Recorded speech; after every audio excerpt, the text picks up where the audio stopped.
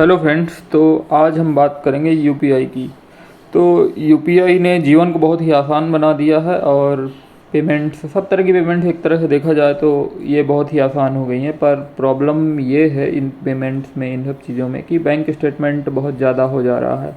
और इसका दूसरा हिडन अगर हम कॉस्ट देखें तो इसका हिडन कॉस्ट क्या है कि जब हम ऑनलाइन पे करते हैं तो पेमेंट का वैसा एहसास नहीं होता। जब हम हमारे हाथ से पैसे जाते हैं तब हमें पता चलता है कि भाई पैसे जा रहे हैं। और ऑनलाइन में वो साइकोलॉजिकल ऐसा होता है। तो कंपेरेटिवली क्या है कि डिजिटल पेमेंट्स में क्या रहता है कि आपके खर्चे कंपेरेटिवली बढ़ जाते हैं। तो एक चीज़ तो ये है, और दूसरा है कि बैंक स्टेटमेंट जैसे है, तो बैंक स्टेटमेंट अगर आप निकालो तो एक बार में 200 एंट्रीज ही आती हैं।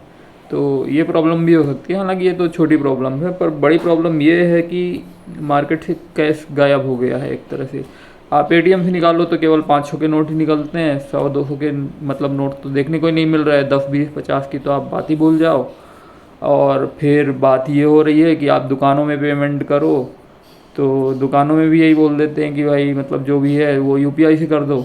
इस तरह की चीज़ें हो रही हैं। और लिटरली दुकानों के अलावा भी कुछ खुले पैसे, छोटे पैसे तो आदमी को चाहिए ही होते हैं ना। क्यों चाहिए होते हैं? हर जगह यूपीआई कर दो, ठीक है, बट यूपीआई उतना भी सुगम और उतना भी जल्दी नहीं है। उसमें टाइम लगता है। Cash is faster than UPI. और फिर हाँ, सभी के लिए ये उचित नहीं हो सकता क्योंकि इतने फ्रॉड्स बढ़ गए हैं। तो ठीक है, हम लोग के लिए तो मान लो ठीक ही है, हम लोग तो कर ही रहे हैं।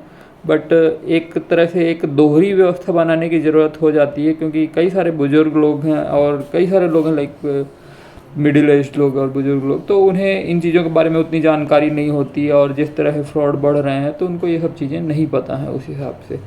तो और गरीब लोगों के लिए जिनके लिए योजनाएं चलाई जा रही हैं, बेसिकली दिक्कतें तो उन्हीं के साथ ही होती हैं।